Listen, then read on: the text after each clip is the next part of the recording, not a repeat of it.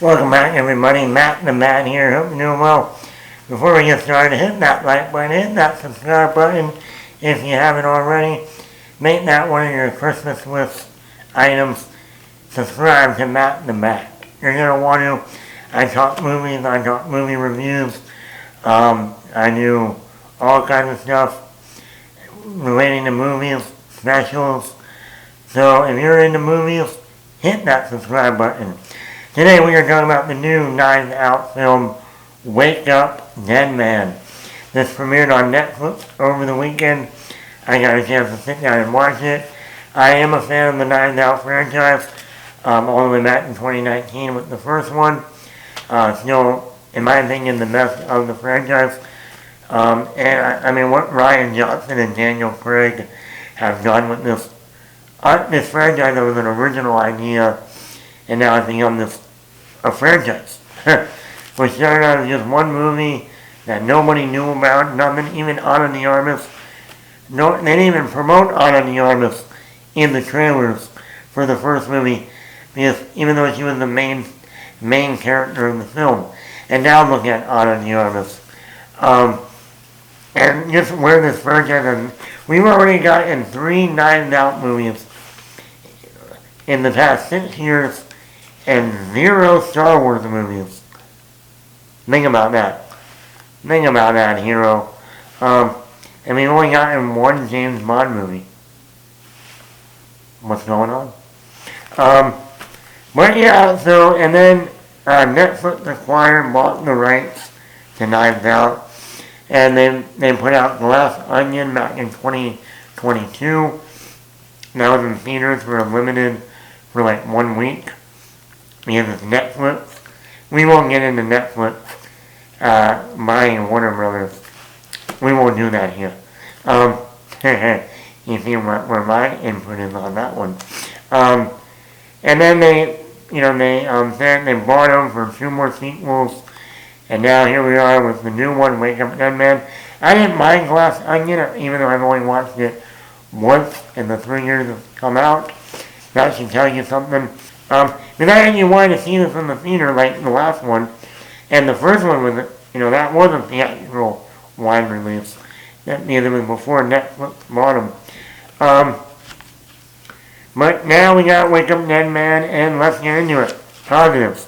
Daniel Craig, even though Daniel Craig doesn't show up until about 45 minutes in this one, he's great in this character. And this time he gets to interact with a lot of different, even another whole new group of people. He even gets to reunite with Jeffrey Wright, who played Felix Leiter in the James Bond movies with him. So that was fun. His back and forth with Josh O'Connor is great. And it's just nice to see him in this role. I thought after James Bond he was going to kind of go down. But no, he has a whole other franchise.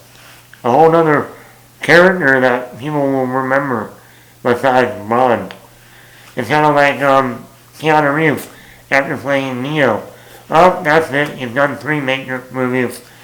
Oh, what the fuck? What is this John Wick? Also, Josh O'Connor is our main character. He's a priest that gets sent to another church. Because he needs to work out some demons. He's very aggressive. And I thought Josh O'Connor did a great job here. If you remember him last year in the movie Challengers with Zendaya, I thought he was great in that movie. Here, he's even better. He's our main POV, our main character.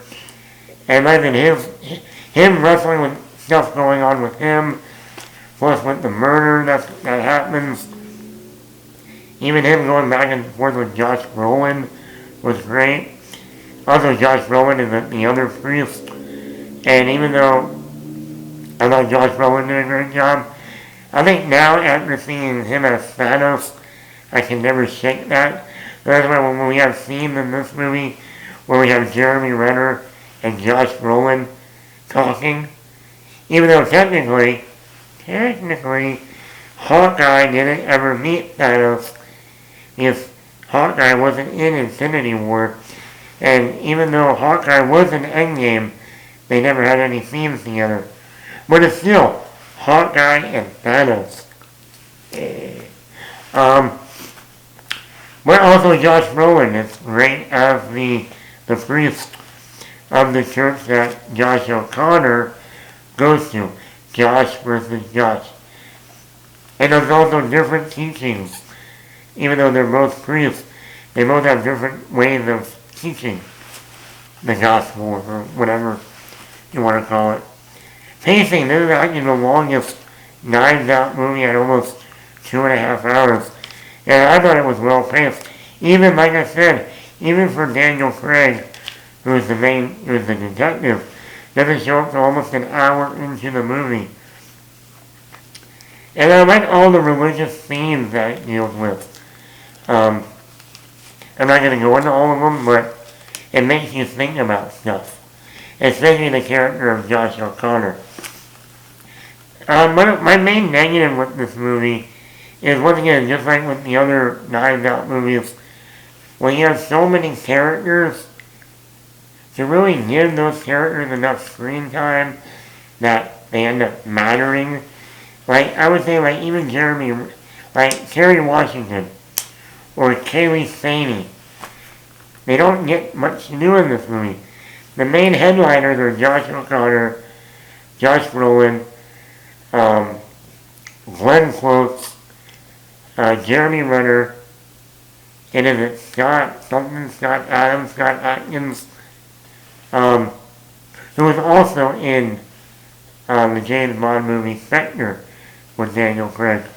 But there's also like Thomas Hayden Church. He barely has anything to do with this movie. Jeffrey Wright barely has anything to do with this movie. Mila Kunis plays the cop, so, but even her doesn't get that much to do.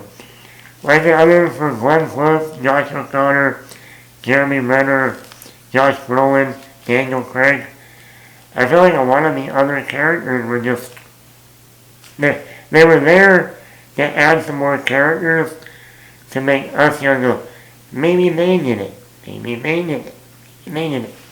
Rather than only having like 3 people going, well, it was one of those 3.